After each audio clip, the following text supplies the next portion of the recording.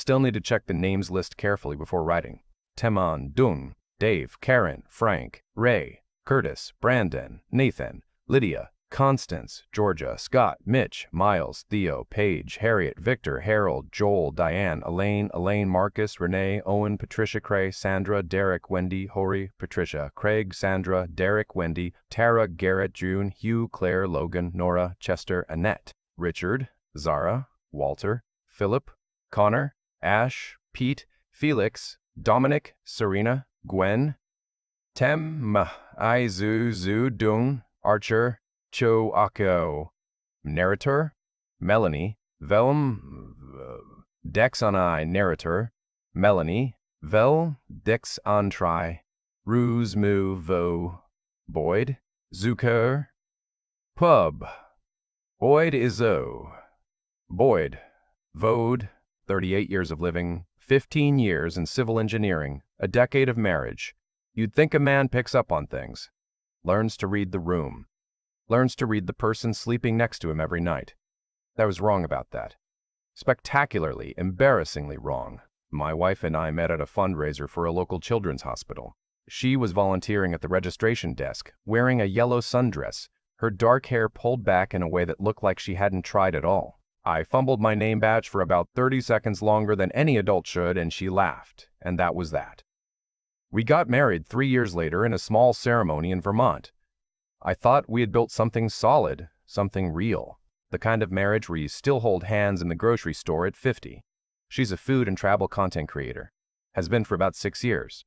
When she started, it was a hobby.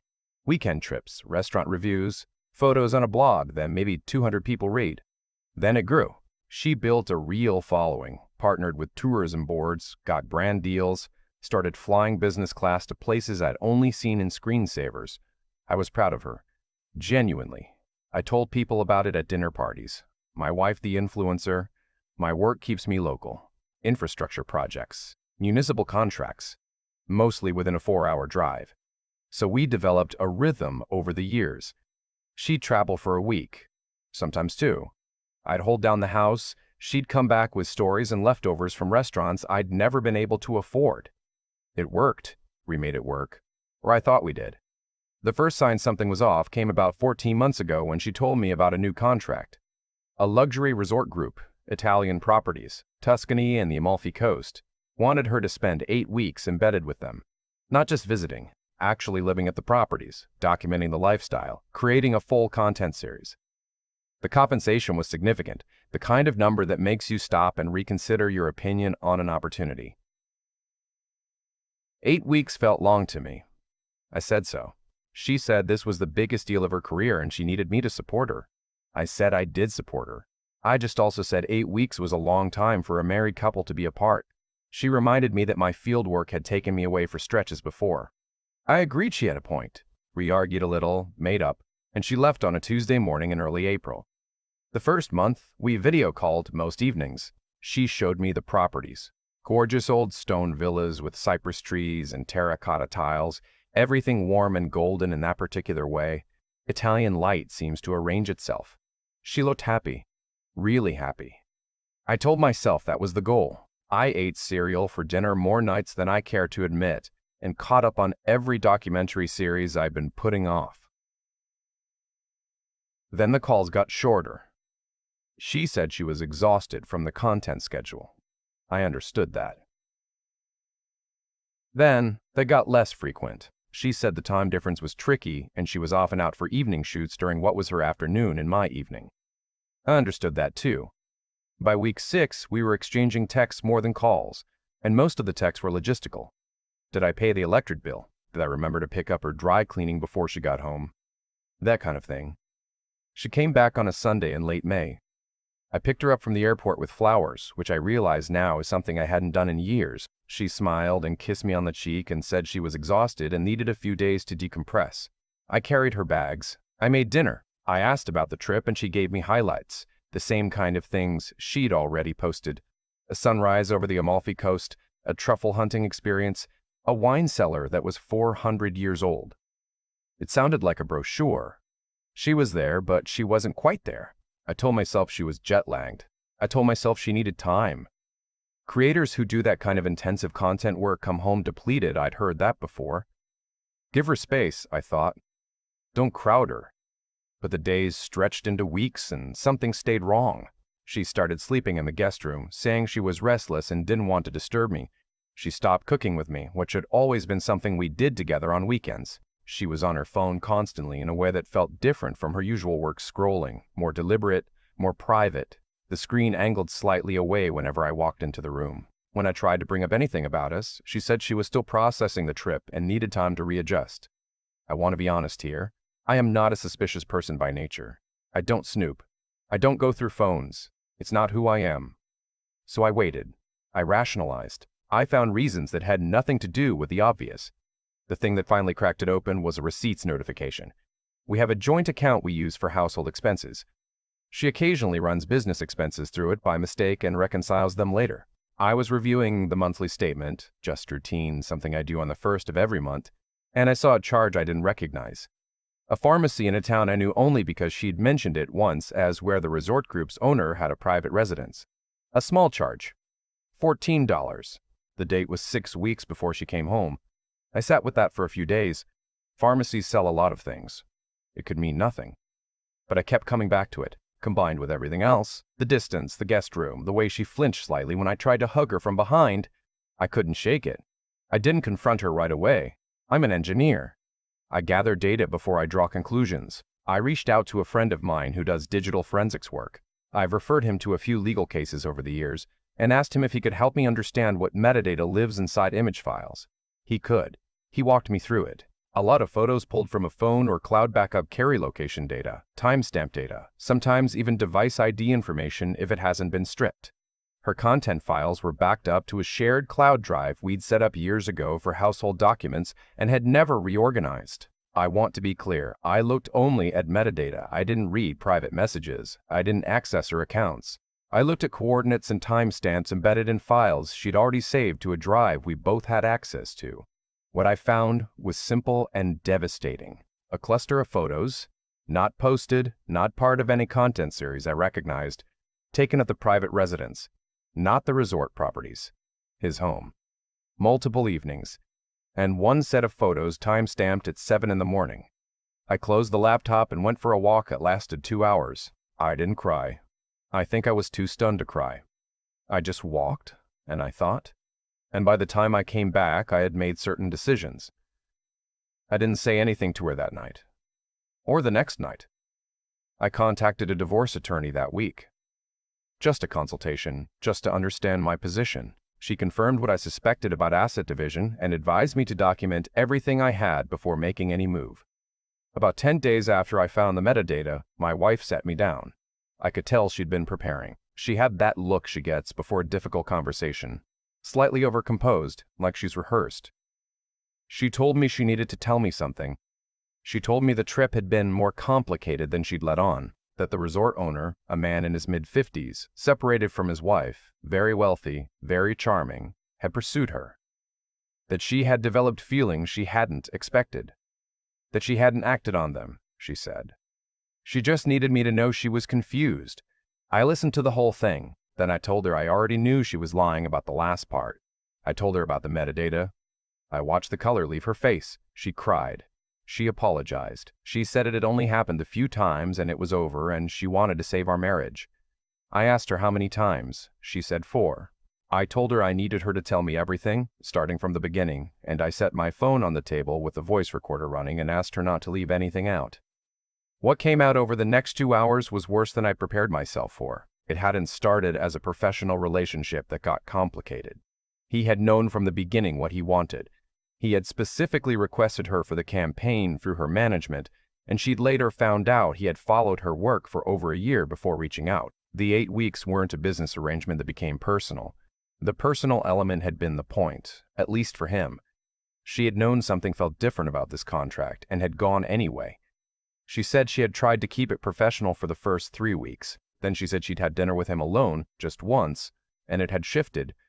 I asked her why she hadn't come home. She said she'd convinced herself she could manage it, keep the work and the feelings separate. I asked if she'd thought about me. She said yes, and that she'd hated herself, and that she was sorry. Then she told me the rest of it. She was pregnant. She'd known since about 2 weeks after she got home. She was almost 4 months along. I didn't yell. I remember being surprised at myself for that. I just stood up, walked to the kitchen, and stood at the sink looking out the window for a long time. I heard her crying in the other room. I didn't go back in. I made myself a cup of coffee, and I thought through every single thing I needed to do next with the clarity that only true, bone-deep numbness can produce.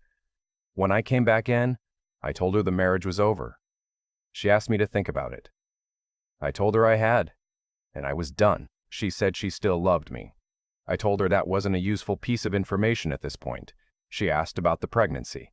I told her it wasn't my child and I wouldn't be pretending otherwise, and that she needed to make arrangements because she would not be living in my house. She left to stay with her mother that week. I changed the locks, which I know sounds harsh but felt necessary, and I called my attorney. My brother-in-law, my sister's husband, is a former Marine who works in corporate risk management now. He's not given to speeches, but when I told him what happened, he drove 4 hours to take me to dinner. He said almost nothing about my wife. He said, figure out what you want to happen and work backwards from the outcome. Don't make it personal. Make it methodical. I took that seriously. The divorce filing was straightforward. No children. The house was mine before the marriage with her name added later. The terms were clean. She didn't contest anything. I think she felt guilty enough not to fight. The divorce was finalized in just under 4 months. The other thing I did was contact a media attorney. Here is something most people don't know about influencer contracts, specifically the kind that involve long-term ambassadorship or residential content campaigns.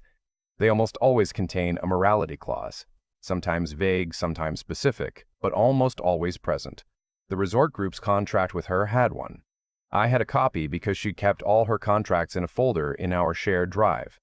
The clause covered conduct that could bring the brand into disrepute. It also, and this is the part that mattered, contained a disclosure requirement. She was required to disclose any personal relationship with principals of the brand that might constitute a conflict of interest. She had not disclosed it. She had, in fact, signed a supplemental ethics agreement 3 weeks into the campaign confirming no such relationship existed. She had signed it while the relationship was already ongoing. My attorney drafted a letter to the resort group's legal team. Not threatening, just informing, laying out what we knew with documentation and noting the breach of contract. We weren't seeking damages. We were simply making them aware. The resort group terminated her ambassadorship contract within 2 weeks. They also contacted the 2 other major brand partnerships she had active at the time. The other companies were notified through standard industry channels that she had been terminated for ethics violations. Both partnerships were put on hold pending review. One was canceled outright. The other renegotiated to a fraction of the original deal. Her following didn't know the details, but they noticed when the partnerships disappeared. When the content quality dropped, because she was stressed, living with her mother, newly single and pregnant, the comments shifted. There is nothing more brutal than an algorithm that stops favoring you. It's invisible and irreversible. Within 3 months, her engagement metrics had dropped by over 60%. I heard about this from a mutual friend, not from her directly. There was one more thing I did. The resort owner had a wife, estranged, separated, but not yet divorced. I don't know what their relationship was like or what she knew or didn't know, but she had a right to information that affected her own situation, specifically as it related to an ongoing legal separation and asset negotiation. My attorney reached out to her legal counsel, professionally, simply providing information that was, factually, relevant to her case. I'm told it significantly affected the terms of their settlement. The divorce finalized on a Wednesday in October. I went to work, came home, made a real dinner for the first time in months. Not cereal, actual food, and watched a movie I'd been meaning to watch for a year. I slept like I hadn't slept in 8 months. My wife reached out twice in the months after. Once to apologize again, once to tell me about the baby, a boy. I wished her well, genuinely, and told her I hoped she had good people around her. I didn't tell her who the father was, if she was still deciding whether to involve him. That wasn't my concern anymore. What I can tell you is this. She lost the biggest brand deal of her career. She lost the follow-up campaign that had already been in negotiation. She lost the professional reputation she had spent 6 years building, at least in the tier she had reached.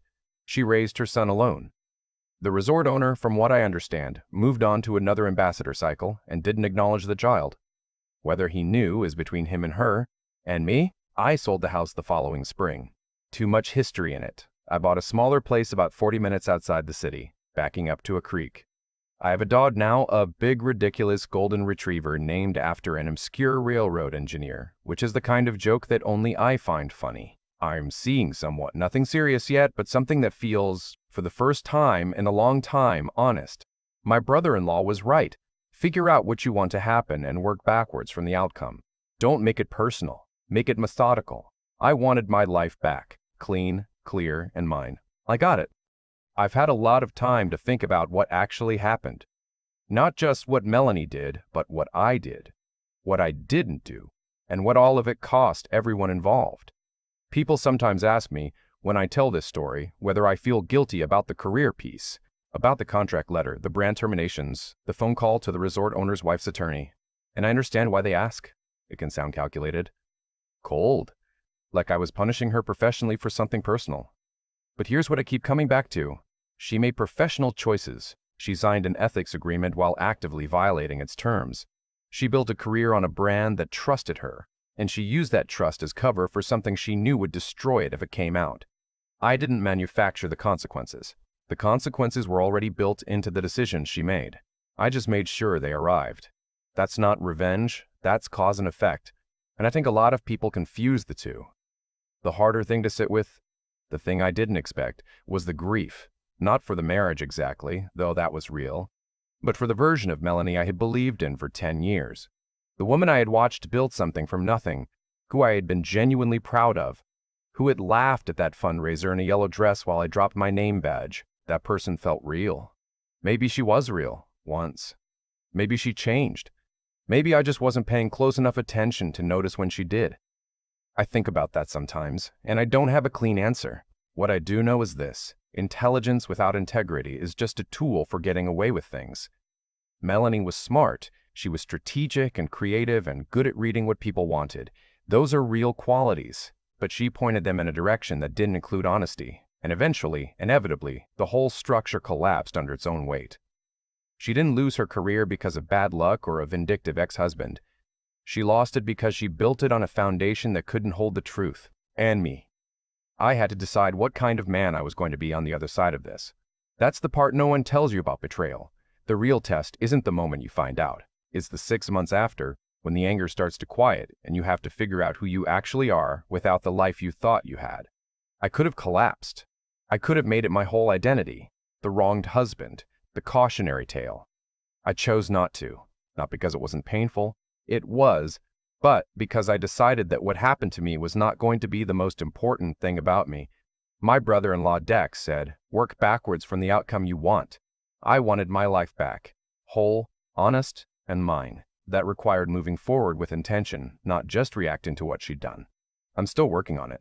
The dog doesn't care about any of this, which helps more than I expected. The woman I'm seeing now laughs at things that are actually funny.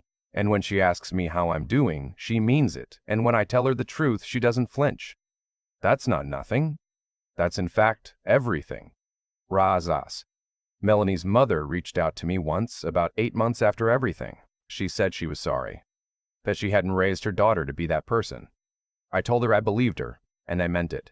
Some damage doesn't have a single origin point. You just do the best you can with what you've got, and try not to take more than you've earned. That's the whole thing, really. Don't take more than you've earned. And when someone does, whether it's your trust, your name, your future, you don't have to set yourself on fire to prove you were wronged. You just have to be clear-eyed, patient, and methodical. The truth has a way of settling into its proper place eventually. You just have to give it room to land.